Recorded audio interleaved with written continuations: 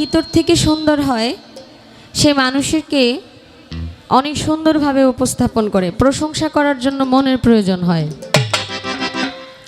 সবাই প্রশংসা করতে জানে না, কারো ভালো দিক বলতে মানুষ জানে না। আমি নিজেও জানতাম না উনি আমার মুজিব বাবার সন্তান, আর উনি আমাকে আমার বলে সম্বোধন করেছেন, বলেছে আমার খাদিজাকে যেন ভান্ডারি দেখেন। এটাও আমার জন্য অনেক বড় পাওয়া। আমি যে আপনার মনের ঘরে আপনার হয়ে আছি এটা তো আমি জানতামই না। আপনি বলতেছেন আমার খাদিজাকে যেন মালিক ভালো করেন, আমি যে আপনার এইটাই তো আমি জানতাম না। মনে মনে আমাকে এত ভালোবাসেন কোনোদিন বললেন না তো? সময়ই পায় না বলার জন্য, কারণ সবসময় তো আমি তার ভিতরেই আছি, তার জন্য আর সুযোগ সুবিধা হয়ে ওঠে না বলার যে খাদিজা তুই আমার। যাক, যত কিছুই হোক না কেন, পালা তো দিছে দুইটা। পালা বলা যাবে না, এগুলো হলো জীবনী। গরিবের নামাজ গরিবের বন্ধু খাজা মাইনুদ্দিন চিশতি রহমতুল্লাহ আলাই বাবাজানের জীবনী নিয়ে কিছু গান এবং কিছু কথা বলার জন্য বলেছে। এবং পীরকুলের যিনি শিরোমণি পিরানের পীর দস্তগীর বড় পীর আব্দুল কাদের জিলানী রহমতুল্লাহ আলাই, ওনার জীবনী নিয়ে কথা বলবেন আমাদের সুনামধন্য গায়িকা বাবলি দেওয়ান। তা আমি চেষ্টা করব, আমাদের শাহিন ভাই উপস্থাপনা করতেছে, তো খুব সুন্দর উপস্থাপনা করতেছে, বলতেছে আপনারা গান করবেন, গানের মধ্যে কিছু কিছু কথা হবে, আপনারা বেশি কথা বলবেন না, রাত্র খুব ছোট, কথা বলবেন না, শুধু গান করবেন, প্রশ্ন খুব ছোট ছোট করে করবেন। ভাই আপনাদের পাশেই তো এটা পদ্মা সেতু না? অনেক দূরে রেখে আসছি। আচ্ছা, বেশি দূর না, আশেপাশেই হবে। হাত পাউডা বাইন্ধা পরে বলেন একটু সাঁতরায় দেখান তো কেমন লাগে দেখি। গানও পালা, কথাও কম। গান হলো পালা কিন্তু কথা কম, তার মানে হাত পাও বাইধা দিয়া নদীতে ফালায় দেওয়ার মতো অবস্থা। এবার সাঁতরায় পারে যাও। চেষ্টা করব একদম ছোট করে কথা বলার জন্য, গান করার জন্য একদম একটা করে প্রশ্ন করব, এরপর দুইটা করে প্রশ্ন। এটা কে বলছে, আলামিন ভাই না কাদির ভাই? কাদির ভাই, আচ্ছা ঠিক আছে।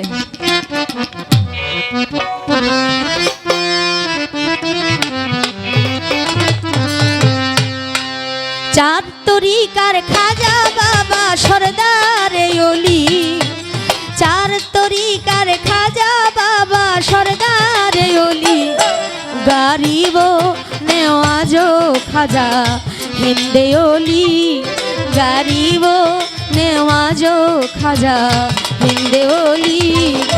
চার তরিকার খাজা বাবা সরদারে ওলি, চার তরিকার খাজা বাবা সরদারে ওলি, গরিব নেওয়াজো খাজা হিন্দে ওলি, গরিব নেওয়াজো খাজা হিন্দে ওলি।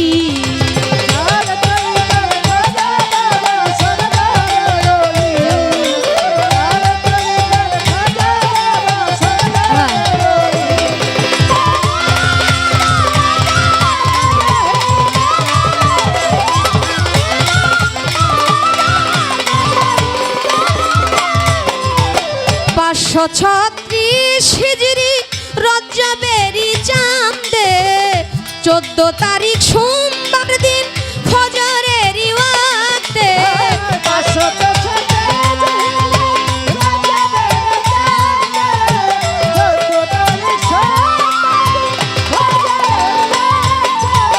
536 হিজরি রজবেরি চাঁদে 14 তারিখ সোমবার দিন ফজরের ওয়াক্তে, জন্ম নিল দুনিয়াতে খাজা গুণমণি,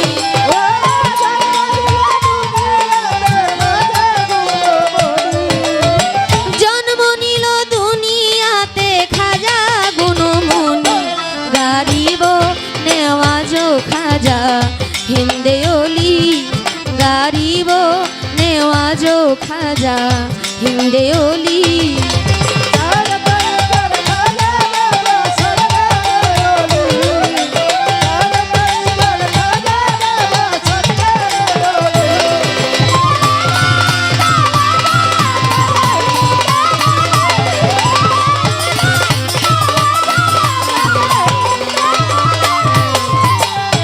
বছর বয়সে খাজা নামাজ রোজা ধরে, 14 বছর রেখে খাজার পিতা গেল মরে।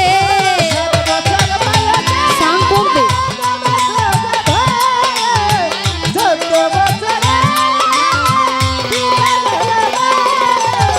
7 বছর বয়সে খাজা নামাজ রোজা ধরে, 14 বছর রেখে খাজার পিতা গেল মরে। পিতা তোমার গিয়াসউদ্দিন আহমদ সঞ্জারি,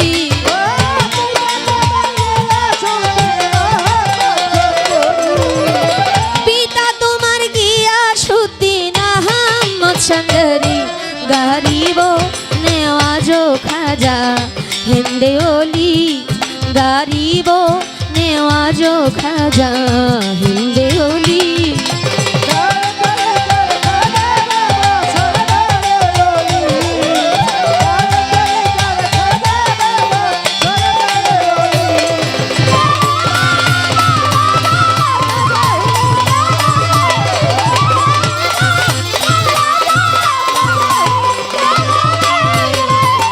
নিজস্ব এক ফল বাগানে ঢালতো খাজায় পানি, বাগানের ফল বিক্রি করে দিন কাটাইতো তিনি।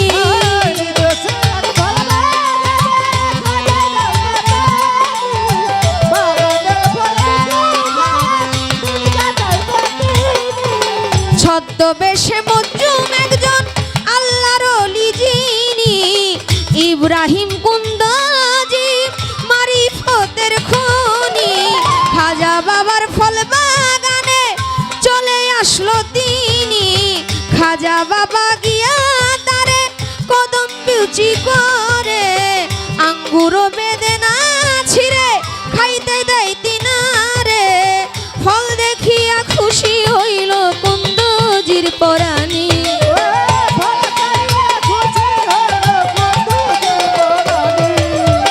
ফল দেখিয়া খুশি হইল কুন্দজির পরাণী। গরিব নেওয়াজো খাজা হিন্দে ওলি, গরিব নেওয়াজো খাজা হিন্দে ওলি।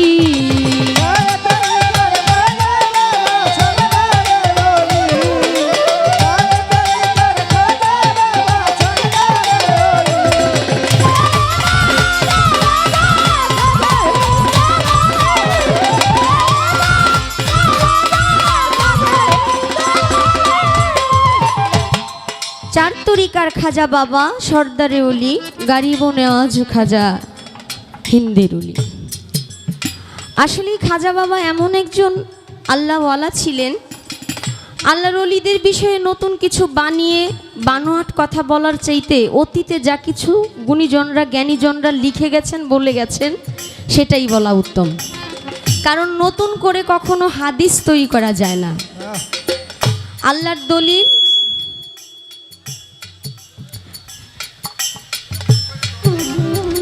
দলিল শেষ করবো। আচ্ছা, তো আসলে খাজা বাবা এমন একজন আল্লাহর ওলি ছিলেন।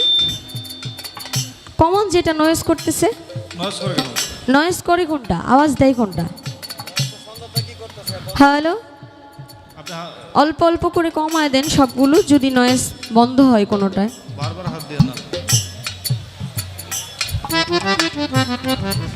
কি যেন বলতেছিলাম? আচ্ছা, খাজা বাবা আল্লাহর এমন একজন ওলি ছিলেন, আল্লাহর ওলিকে পরিচয় করে দেওয়ার মতো আমার কাছে কিছুই নেই। কারণ ওনারা আল্লাহর ওলি, অসংখ্য জ্ঞানের জ্ঞানী ছিলেন তারা।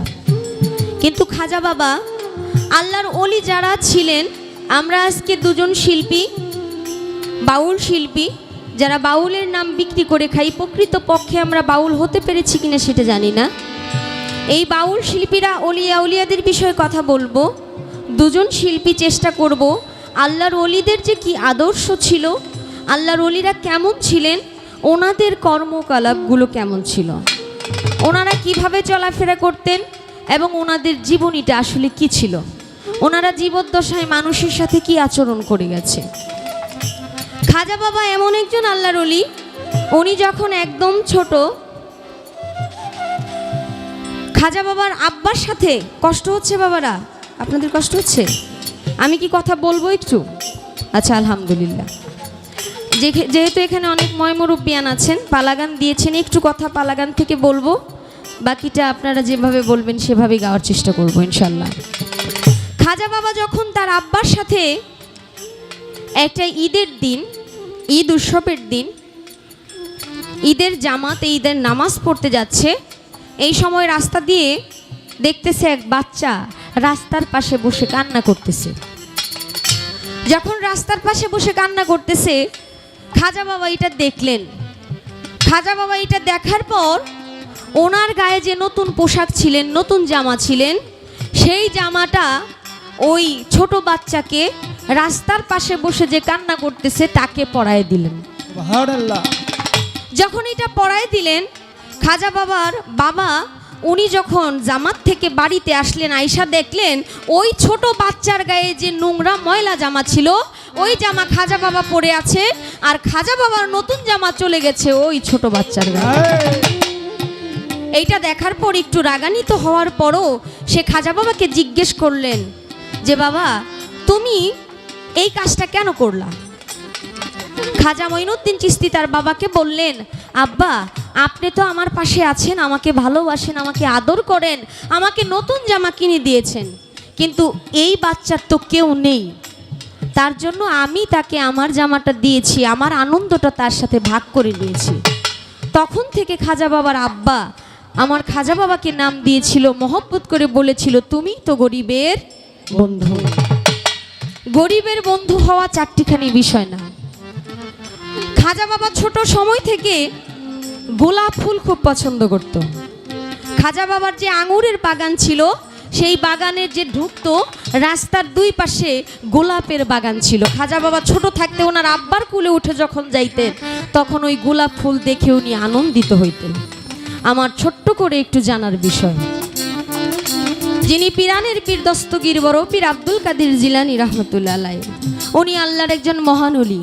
ছোট সময় ওনারও একটা পছন্দের জিনিস ছিল, খাজা বাবা গোলাপ ফুল পছন্দ করত। আমার একটু জানা দরকার, যিনি পীর কুলের শিরোমণি, যার কাঁধে সকল অলিয়া উলিয়া, মানে যার পা সকল অলিয়া উলিয়ার কাঁধে থাকবে, সেই আল্লাহর অলি কি জিনিসটা পছন্দ করত, ছোট সময় সেটা দেখলেই সে আনন্দে আত্মহারা হয়ে যেত। আমার একটু জানা দরকার, আমার একটু বোঝা দরকার, আসলে ওই জিনিসটা কি, যে জিনিসটা দেখলে বড় পীর খুবই আনন্দিত হইতো, আনন্দে আত্মহারা হয়ে যেত।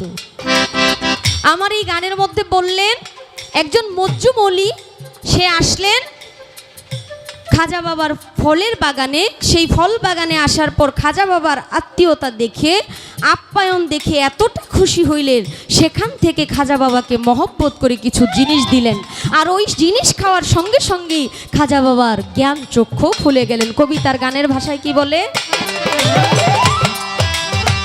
অর্ধেক খাইয়াছি বানাইয়া দিল খাজার মুখে, ফল খাইয়া খাজা বাবা জালালি ভাব চোখে।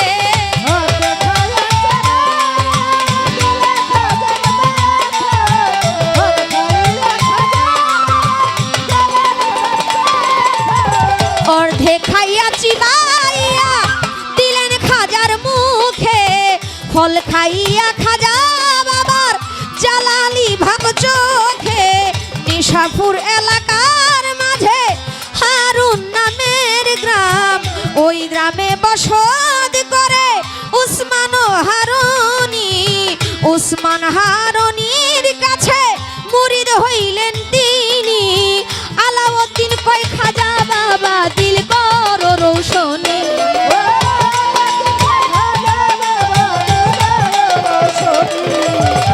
আলাউদ্দিন কয় খাজা বাবা দিল কর রোশনী।